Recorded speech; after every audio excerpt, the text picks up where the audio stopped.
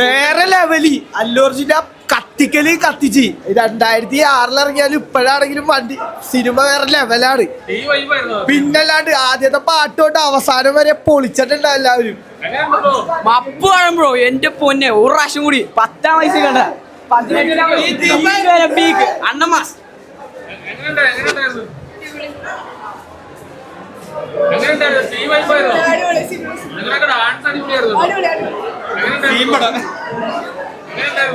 അടിപൊളി. ഒന്നും പറയാം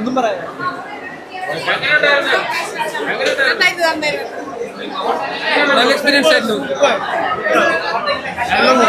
നന്നായിട്ട് എൻജോയ് ചെയ്ത്.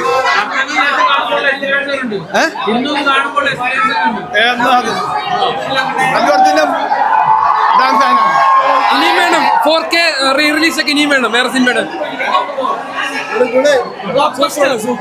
ലാസ്റ്റ് അല്ലു അർജുൻ ഇടിയാക്കോളൂ. ഇടിയാക്കോണ്ട് സ്റ്റേഷനിൽ ഇടിയാക്കൊണ്ട് അടിപൊളി എക്സ്പീരിയൻസ് ആയിരുന്നു.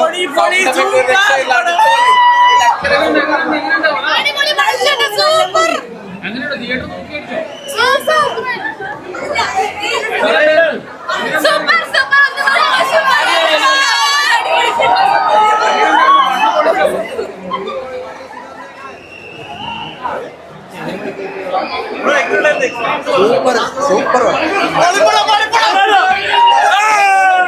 നല്ല എക്സ്പീരിയൻസ്.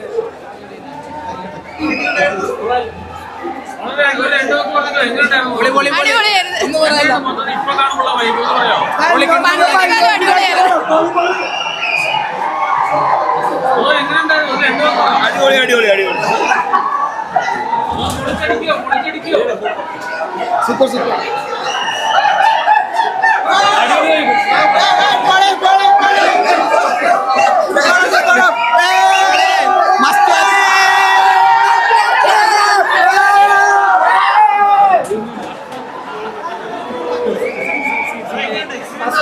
തിയേറ്ററിൽ തന്നെ കാണാം. എന്തായാലും കാണാം.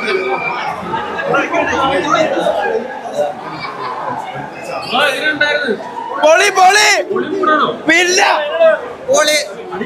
തകർത്താടി. വിന്റേജ് അല്ലു അർജുനെ നമ്മൾ മിസ് ചെയ്തിട്ടുണ്ടായിരുന്നു. സൂപ്പറായിരുന്നു. പണ്ട് ഇങ്ങനെ കാണാൻ പറ്റിയില്ല, ഇപ്പോഴെ കാണാൻ പറ്റി. സൂപ്പർ പടായിരുന്നു. പുതിയ അല്ലു അർജുൻ പൊളിച്ച്. അല്ലു അർജുൻ നല്ലൊരു പറയണ്ടോ? അല്ലു അർജുൻ സെറ്റ് സൂപ്പറാണോ? Super super.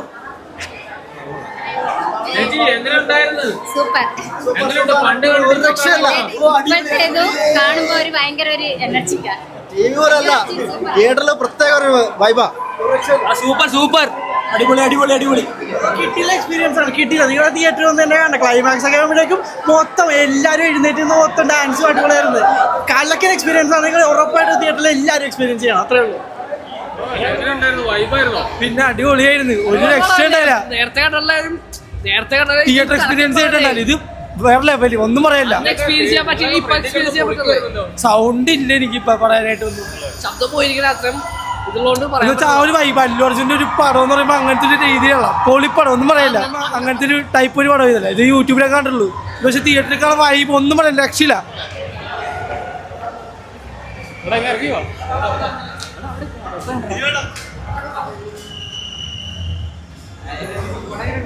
അടിപൊളി പടമാണ്.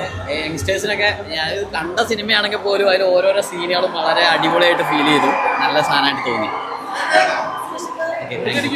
കിടിലം പടം കണ്ട് വെച്ചാൽ നമ്മൾ ഓൾറെഡി അറിയുന്ന കഥയൊക്കെ ആണെങ്കിൽ പോലും വീണ്ടും റിപ്പീറ്റ് വാച്ചിങ്ങിനുള്ളൊരു ഐറ്റമായിട്ട് തോന്നി. യങ്സ്റ്റേഴ്സിന് പ്രത്യേകിച്ചോ എന്തോ ഒരു തിയേറ്ററിൽ ഇളക്കായിരുന്നു പറയും. നല്ല രസമുണ്ടായിരുന്നു. ഓക്കെ.